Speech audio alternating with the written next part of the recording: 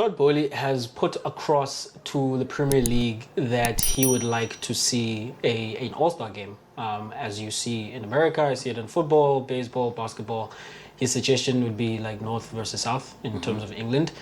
And the reasons he gives is that there's all this chatter about the football pyramid needing more money, and this would help money trickle down to those places where it's needed. And he puts up the example that recently with the MLB, the baseball All-Star game, they made $200 million. So you think something along those lines, and sure, looks like everyone would benefit. What do you make, Chuck, of an All-Star game in football, in the Premier League specifically? Do you want to see it or not? Look, my mind has just said that's an American thing. I haven't quite thought about, do I actually want to see it? But just hearing it from Boehly, since his takeover and the firing of Tuchel and all these things that have happened, it looks like someone who's just doing too much, too soon. And I'm thinking to myself, when you want to come here and revolutionize everything, like just come in, look and see how things are done, how things are run, and then bring a suggestion, because it's, man, too much, too early. And I'm not saying that it's a bad idea necessarily, but like when I look at the direction of Jurgen Klopp, he was like, where do you fit this in the schedule? Because because unlike Abo basketball, these guys have got months off where you can fit in the game, whether by preseason or just at the end, at the back of the thing in the last game of the season. Tina, because we only have 1 month, and ngapha World Cup, because of the fixing of the schedule via COVID, we're playing virtually every 3 games. When do we do that? But in terms of it being an idea as such, I don't know if look, it's like ratings. It's like a Carling Cup or Iwisa. It was one of those things that were great. They were nice to watch when people are voting for them. But is that the standout game of the season? No. I'm not saying it needs to be as well, but is it something I thought we were missing? I don't think so. I never looked at it with that perspective. So at this point, not too excited by the idea, but if it comes as well and it's implemented and there are financial gains to the tune of which he's talking about 200 million, then definitely. If it's coming from one weekend, 200 million, and we know football is money driven, someone will make it work. But I don't know if he'll hit those numbers in England, because it's a change of culture. If you want to just put that idea in, I don't think you replicate necessarily all the results, but you definitely would. I saw a comment on YouTube where someone was saying what they want to see is like a South America 11 versus a Europe 11. That for me whets my appetite a bit more than the Premier League 11.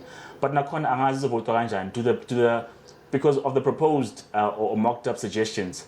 Are the players of Newcastle going to miss out because schemes near Manchester United, Manchester City, and Liverpool or whatever? Is that fair, or do you not think about that? I don't know what the criteria or the parameters when you're thinking of such a thing are, but do you then say, hey, where's St. Maximum in this team, or do you just consider with Salah Ngenilo? Like, how does that work? Jack, it's an all-star game. Like, if your star doesn't shine as bright as the next man, this is sport. Sport is a meritocracy, where you are picked on merit. You might have a lot of United players, and if it's just down to the fans. So, with the NBA, for example, as I was explaining, it's the media as well as the players themselves, and then the fans. So like those are weighted together, and then you get the All-Stars. And you never really tend to get surprising guys. There are guys who, like, always the questions like who got snubbed, you know. But there are but so many places. And yes, you can look at another guy, it's like, oh, he deserves to be there. But then the question is, who drops out, you know? And if you cannot come up with a viable answer, it's like, well, he just missed out, you know? I don't think it's unfair. It's just the nature of the beast. And then generally, just as you're explaining that, with the model that we do now, my NBA, you choose a team that is able to play rather where you can have a substitute at each position, right? It's not just like an 11, you choose like a 22 or something. Because basically, it's a charity game, and it's maybe not quite a 22, or maybe you have it, because if you have a 22, everyone is probably going to want to play like 45 minutes, unless you've got rolling subs, because this is not a serious game. It doesn't have any implications on anything. So perhaps you can have unlimited number of subs, you know, which might be interesting in itself as a concept.